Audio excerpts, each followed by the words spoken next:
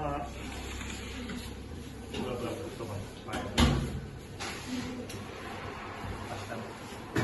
250 derece.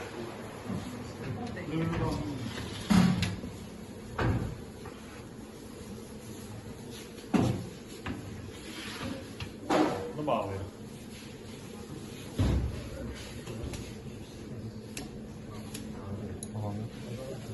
Deməli bunu qoyduq.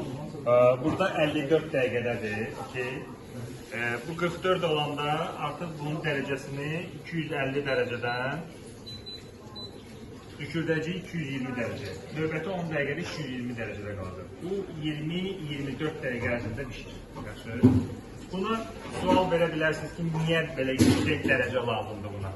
Tamam, niyə yüksək dərəcə lazımdır? Suallar. Murad, Kual buradadır, Kacahan. Buradasın, Kual burada olsun. Niye buna biz 250 derecede pişiririk? Bence o kabarcılar tez yapmasın. Kabarcılar tez yapmasın diye. Sonra kimin ne varyantı var? Niye bunu 250 derecede pişiririk? Niye çörek kimi bunu 170-180 derecede pişirmirik? Bunun sebebi nedir? Üstü hırçıltılı olması için. Daha kimin ne varyantı var?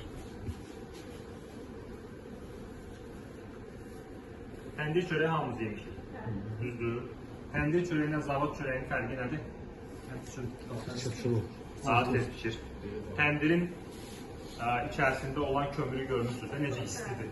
Görmüşsünüz də onu nənələr, analar əllərini bağlayırlar bir-iki dənə dəsmalla əli yandırmasın. Çünki əyilirlər, təndiri yapırlar orada. Onun içərisindəki temperatur 300-350 dərəcəyə yaxın temperatur olur orada. Və o xəmir də orada dərhal yapışan kimi o başlayır onu isti temperatur onu pişirtməyə. Qabarcıqlar daha çox olur. Dərəcəsi bir əsas məsələ. Qabarcıqlar içərisində çox olsun, hava çox qalsın orada, dərhal şişsin. İkinci də qabığı xırçıltılı olsun onun. Yəni bu iki məsələyə görə məhz bu 250 dərəcədə artıq biz bunu pişiririk.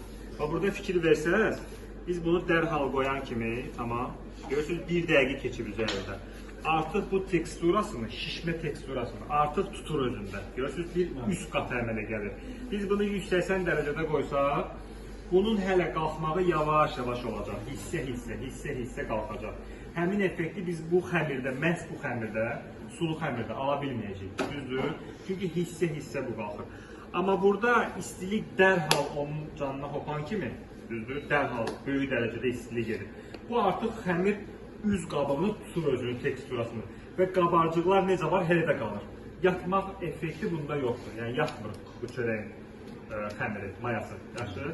Ona görə bax, gördüyünüz kimi görürsünüz, teksturanı tutdu artıq. Üzərində tekstura var. Bu, bundan o yana çox qalxmayacaq. Yəni necə varsa tutdu özünü xəmir. Çünki isti çox deyil ona axı, düzdür. Təsəvvürünüzə gətirin ki, əlinizi salırsınız 50 dərəcədə olan sobaya.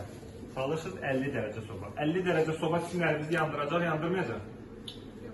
Yəni normalda 40, 42, 44 dərəcə suda biz duş qəbul edirik də. Yəni öz temperaturumuz 36 dərəcədə, 50 dərəcədə bizə o qədər təsir eləmir. 50 dərəcə suyun üstümüzdə, yəni duş alsaq 50-55 dərəcə. Yəni normaldır. Amma biz bunu artıq 100 dərəcə edib əlimizi salsaq ora, nə olacaq dərimiz? Qabaracaq da, yığışacaq, düzdür. Bu xəmirdə elədir. Yəni loru dildə izah edirəm ki, hansı dərəcədə nəyi, necə pişirmək lazımdır onu biləsiniz. Yaxşı, uşaqlar. Biz bunu atsaq burada normal çörəyimizi pişirmək üçün yandıracaq, içi qalacaq. Amma məhz bu sulu bunun üçündür.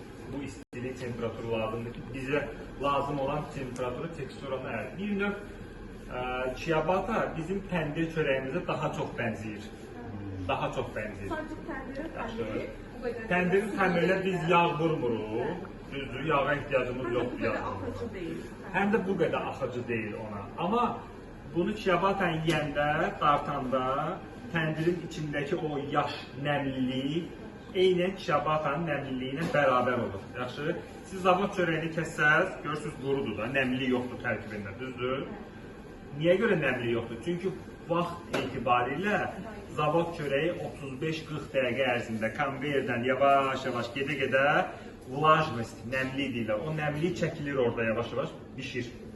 Xırda qabarcıqlar. Zavod çörəyini görmüsünüz, qabarcıqlar iri olsun.